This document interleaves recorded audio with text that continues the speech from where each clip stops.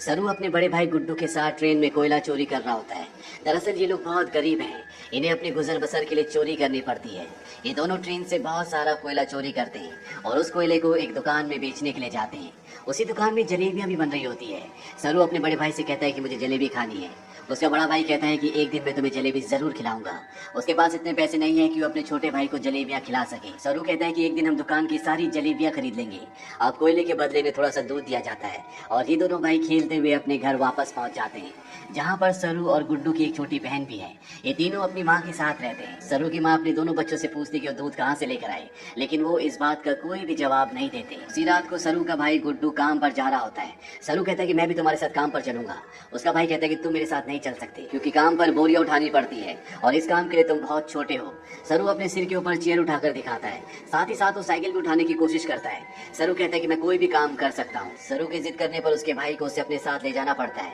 ये दोनों के दोनों एक ट्रेन स्टेशन पहुंचते हैं। सरू अपने भाई गुड्डू की गोद में ही सो जाता है। उसका भाई उसे उठाने की कोशिश भी करता है पर सरू बहुत छोटा है, उसे बहुत नींद आ रही होती है। वो कहता है कि मुझे सोने दो। सरू का भाई गुड्डू उसे एक बेंच पर लिटा देता है और कहता है कि मैं कल सुबह काम कर कर वापस लौट जाऊंगा, तुम यहीं पर रहना। जाने से पहले सरू अपने भाई को कहता है कि जब तुम लौटोगे तो जलेबी लेकर आना। वो कहता है कि ठीक है। सरू कहता है 2000 जलेबियां। इसके बाद उसका भाई गुड्डू काम पर चला जाता है। कुछ ही देर बाद जब रात और भी गहरी हो जाती है, स्टेशन पूरी तरह से खाली हो जाता है। इस पूरे स्टेशन पर सिर्फ एक ही बच्चा होता है और वो होता है सरू। सरू वहीं प्लेटफॉर्म पर खड़ी एक ट्रेन में जाकर बैठ जाता है। कुछ ही देर बाद उसे नींद आ जाती है। सुबह जब उसकी नींद खुलती है तो ट्रेन चल रही होती है। सरू ये देखकर घबरा जाता है और ट्रेन में चारों तरफ भागता है। वो अपने भाई को आवाज भी देता है, साथ ही साथ वो ट्रेन के दरवाजे खोलने की भी कोशिश करता है पर दरवाजे पूरी तरह से लॉक्ड होते हैं। इसीलिए ट्रेन के कई बार रुकने के बाद भी वो ट्रेन से बाहर नहीं निकल पाता। ट्रेन की बोगी पूरी तरह से खाली है। सरू भूखा प्यासा इस ट्रेन में फंस चुका है। कुछ दिन का सफर तय करने के बाद ट्रेन कलकत्ता वेस्ट बंगाल पहुंच जाती है, यानी सरू के घर से 1600 किलोमीटर दूर। सरू मध्य प्रदेश के खांडवा डिस्ट्रिक्ट से है। वो स्टेशन पर उतरता है जहाँ पर बहुत ज्यादा भीड़ होती है। वो टिकट काउंटर पर जाता है और कहता है कि मुझे अपने घर जाना है, पर यहाँ पर सब बंगाली में बात कर रहे होते हैं। सरू को किसी की बात समझ में नहीं आती। वो वहीं स्टेशन पर बैठे अपने जैसे कुछ बच्चों के साथ जाकर बैठ जाता है जिनके पास कोई भी घर नहीं होता। और कुछ ही देर बाद यहाँ पर कुछ लोग आते हैं जो उन बच्चों को उठाकर अपने साथ ले जा रहे होते हैं। सरू किसी तरह से वहाँ से भाग जाता है और वो एक बार फिर से रात के अंधेरे में इस बड़े शहर में पूरी तरह से अकेला है। उसे बहुत भूख भी लगी होती है। तभी उसे देवी माता की एक मूर्ति दिखती है। वो देवी माँ को नमन करता है और देवी माँ के चरणों में जो प्रसाद होता है वो उस प्रसाद को खाता है। अगली सुबह सरू ट्रेन ट्रैक पर चल रहा होता है क्योंकि वो अपने घर जाना चाहता है। तभी यहाँ पर एक औरत आती है जिसका नाम नूर होता है। वो सरू से पूछते कि तुम्हारा घर कहाँ है। वो कहता है कि गणेश तल्य है। ये मध्य प्रदेश में इतना छोटा गांव होता है जिसके बारे में किसी को कुछ नहीं पता होता। नूर उसे अपने घर ले जाती है, उसे खाना खिलाती है, नहलाती है। वो कहती है कल सुबह एक आदमी आएगा जो तुम्हारी मदद करेगा, वो तुम्हें तुम्हारी मम्मी से मिलवा देगा। अगली सुबह यहाँ पर रामा नाम का एक आदमी आता है। वो सरू की पूरी बॉडी चेक करता है और नूर को धीरे से कहता है कि तुमने बहुत अच्छे से काम किया। उन्हें ऐसी लड़के की तलाश थी। सरू को इन दोनों पर शक हो जाता है, इसीलिए वो मौका देखकर इस घर को छोड़कर भाग जाता है। सरू अपने कई दिन हावड़ा ब्रिज के आसपास गुजारता है। उसे हमेशा अपनी मम्मी की याद आती है कि किस तरह से उसकी मम्मी पत्थर तोड़ा करती थी और वो अपनी मम्मी की मदद किया करता था। सरू अपनी मम्मी से बहुत प्यार करता है पर अब वो यहाँ से 1600 किलोमीटर दूर है जिसके बारे में सरू को कुछ भी नहीं पता। सरू को इसी तरह से यहाँ पर 2 महीने बीत जाते हैं और एक सुबह जब बारिश हो रही होती है तो वो एक कैफे के बाहर बैठा होता है। कैफे के अंदर एक लड़का कॉफी पी रहा होता है और बाहर से सरू उसकी नकल उतार रहा होता है। वो लड़का बाहर आता है और सरू को कुछ खाने के लिए देता है। इसके बाद वो सरू को अपने साथ पुलिस स्टेशन ले जाता है। वो बताता है कि इस लड़के को बंगला बोली नहीं आती है, हिंदी में बात करता है। जब मैंने इससे पूछा कि कहाँ से है तो इसने बताया कि गणेश तल्ले से है। इस जगह के बारे में ना लड़के को ना ही पुलिस वाले को कुछ पता होता है क्योंकि ये मध्य प्रदेश में एक बहुत छोटा सा गाँव है। लड़का सरू से उसकी मम्मी का नाम भी पूछता है। सरू कहता है कि मेरी मम्मी का नाम अम्मी है। दरअसल उसे अपनी मम्मी का नाम नहीं पता होता। पुलिस उसके पेरेंट्स को ढूंढने की बहुत कोशिश करती है पर सरू के घर का, उसके गाँव का, उसके परिवार का कुछ भी पता नहीं चलता। इसीलिए पुलिस उसे एक अनाथ आश्रम में भेज देती है। सरू 3 महीने वहाँ पर गुजारता है और 3 महीने के बाद सरू से एक लेडी मिलने आती है जिसका नाम मिसेस सूद होता है। वो सरू को बताती है कि पिछले 3 महीनों से हम तुम्हारी अम्मी को, तुम्हारे परिवार को ढूंढने की कोशिश कर रहे हैं पर कुछ भी पता नहीं चला। हमने न्यूज़पेपर में इश्तेहार भी दिया जिस न्यूज़पेपर को हर रोज 1.5 करोड़ लोग पढ़ते हैं पर इसका भी कोई फायदा नहीं हुआ।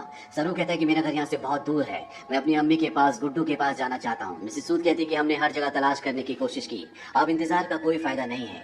एक ऑस्ट्रेलियन कपल है जो तुम्हें अडॉप्ट करना चाहता है। वो बहुत अच्छे लोग हैं, उनके साथ तुम बहुत खुश रहोगे। तुम्हें ऑस्ट्रेलिया जाना होगा। इसके बाद मिसेस सूद सरू को अपने साथ अपने घर ले आती है, जहाँ पर कुछ और बच्चे भी होते हैं। मिसेस सूद सबको इंग्लिश के वर्ड, टेबल मैनर्स से सब कुछ सिखाती हैं। और अब सरू को ऑस्ट्रेलिया भेज दिया जाता है, जहाँ पर मिस्टर जॉन और उनकी वाइफ सू, जिन्होंने सरू को अडॉप्ट किया होता है, उसे देखकर वो बहुत खुश होते हैं। सरू को ये अपने घर ले आते हैं। छोटे से मिट्टी के घर में रहने वाला सरू जब इस घर को देखता है तो पूरी तरह से हैरान होता है। साथ ही साथ वो बहुत गुमसुम भी होता है, क्योंकि ये देश, यहाँ की हवा, मिट्टी सब सरू के लिए पूरी तरह से नए हैं। सरू की मॉम, जिसका नाम सू है, जिसने सरू को अडॉप्ट किया है, वो सरू से इंग्लिश में कहती है कि मुझे पता है कि तुम्हारा सफर इतना आसान नहीं था, तुम मुझे इस वक्त कुछ नहीं बता सकते, पर एक दिन तुम मुझे सब कुछ बताओगे। सरू धीरे धीरे इनकी भाषा, इनका रहन सहन सीखना शुरू कर देता है। बहुत जल्द वो इन सब के साथ कंफर्टेबल हो जाता है। मिस्टर जॉन और उनकी वाइफ सू सरू से अपने बेटे की तरह प्यार करती है। वो उसकी जिंदगी में किसी तरह की कोई कमी नहीं होने देती। एक साल बाद ये एक और बच्चे को अडॉप्ट करते हैं, जो इनके साथ एडजस्ट नहीं हो पाता। वो अपने आप को नुकसान पहुंचाना शुरू कर देता है, पर मिस्टर जॉन और उनकी वाइफ इस बच्चे को कंट्रोल करने की, समझाने की कोशिश करते हैं, क्योंकि वो इसकी मदद करना चाहते हैं। उसी रात को मिसेस सू रो रही होती है। सरू उनके पास जाता है, उनके आंसू पोंछता है और उनके गले से लग जाता है, यानी कि अब उसने पूरी तरह से उन्हें अपनी मॉम मान लिया है। धीरे धीरे वक्त बीतता है और 20 साल बीत जाते हैं। सरू अब बड़ा हो चुका है। मिस्टर जॉन और उनकी वाइफ, जो सरू के मॉम डैड हैं, उनको सरू पर गर्व होता है। वो होटल मैनेजमेंट की पढ़ाई करने के लिए मेलबोर्न जा रहा होता है। वो अपने उस भाई से भी मिलता है जिसे मिस्टर और मिसेस जॉन ने सरू के बाद अडॉप्ट किया था, लेकिन ये दोनों एक दूसरे को पसंद नहीं करते। सरू अब होटल मैनेजमेंट की इंट्रोडक्टरी क्लास में पहुंच जाता है, जहाँ पर सब अपने बारे में बताते हैं। सरू कहता है कि वो अपना होटल खोलना चाहता है। साथ ही वो ये भी बताता है कि वो इंडिया में कैलकाटा से है। इसके बाद यहाँ पर जितने भी स्टूडेंट्स होते हैं, वो सब के सब हाउस पार्टी रखते हैं, जहाँ पर सरू भी जाता है। यहाँ बहुत सारे इंडियन स्टूडेंट्स भी होते हैं, इसीलिए यहाँ पर खाने में बहुत सारा इंडियन फूड होता है। और सरू जब वहाँ पर जलेबियाँ देखता है तो उसे बचपन का वो लम्हा याद आ जाता है, जब उसने अपने भाई गुड्डू से जलेबी खाने के लिए कहा था, और जवाब में उसके भाई गुड्डू ने कहा था कि वो उसे जलेबी जरूर खिलाएगा। सरू ने कहा था कि एक दिन वो सारी जलेबी खरीद लेंगे। सरू को जब ये लम्हा याद आता है तो उसकी आंखों में आंसू आ जाते हैं, और वो अपने दोस्तों को बताता है कि वो कैलकाटा से नहीं है, वो किसी और जगह से है। बचपन में वो खो गया था। वो एक ट्रेन में बैठ गया था और जब ट्रेन रुकी तो वो कैलकाटा पहुंच गया था। यहाँ पर एक लड़का उससे पूछता है कि वो ट्रेन में कितने दिन तक था। सरू कहता है 2-3 दिन तक। वो लड़का उसके गांव का नाम पूछता है। सरू कहता है गणेश तले, लेकिन सरू को अब ये भी नहीं पता कि वो अपने गांव का नाम अच्छे से प्रोनाउंस कर पा रहा है कि नहीं, क्योंकि उसे हिंदी बोलनी नहीं आती। वो अब सिर्फ इंग्लिश बोल सकता है।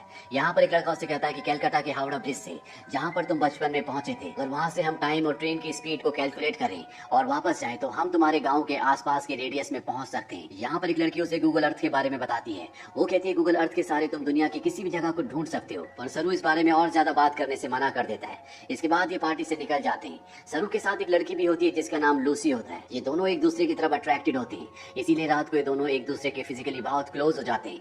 अगली सुबह जब सरू उठता है तो उसे अपने पेरेंट्स की, अपने घर की, अपने गाँव की याद आती है। उसे एहसास होता है कि उसके खो जाने के बाद उसकी मॉम, भाई बहन उसके लिए कितना परेशान हुए होंगे।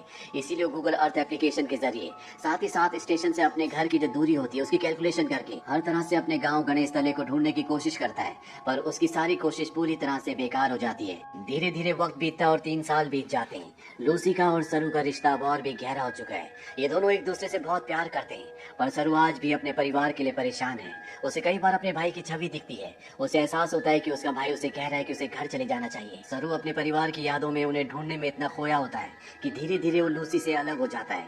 वो लूसी से कहता है कि तुम मुझसे बेहतर इंसान डिजर्व करती हो। लूसी और सरू अलग हो जाते हैं। कई महीनों के बाद लूसी को सरू जब एक दिन एस्केलेटर पर देखता है तो वो उससे बात करता है। वो लूसी से कहता है कि वो उसे बहुत मिस करता है। इसके बाद एक बार फिर से दोनों एक दूसरे के बहुत क्लोज आ जाते हैं।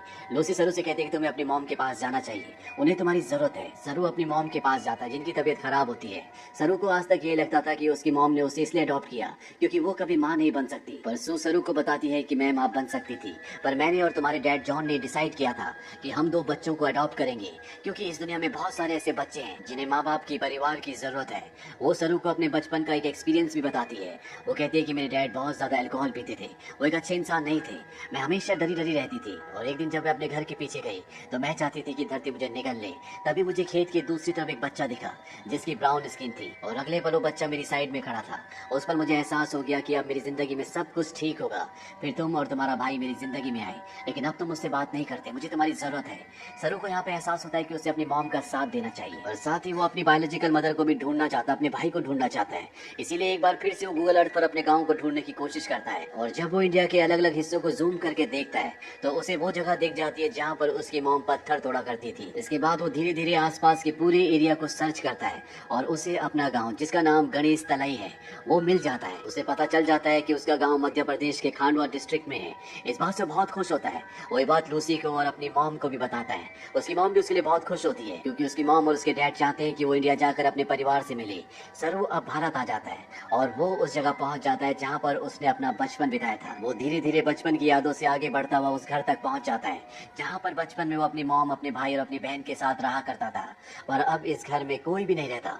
वो आस पड़ोस से पूछने की कोशिश भी करता है और उसकी भाषा किसी को भी समझ नहीं आती और ना ही अब वो हिंदी समझ सकता है। तभी वहाँ पर एक आदमी आता है जिसे इंग्लिश आती है। सरू उसे अपने भाई का और अपनी बहन का नाम बताता है। उससे पूछता है कि जो परिवार पहले इस घर में रहता था अब वो कहाँ चला गया। पर वो आदमी उसकी बात का जवाब नहीं देता, वहाँ से चला जाता है। पर कुछ ही पलों के बाद वो लौट कर आता है और सरू को इशारा करता है। सरू जब उस तरफ जाता है तो वो देखता है कि सामने से एक बूढ़ी औरत आ रही होती है और ये औरत और कोई नहीं बल्कि वो होती है जिसकी गोद में सरू ने अपना बचपन बिताया था। ये उसकी बायोलॉजिकल मॉम होती है।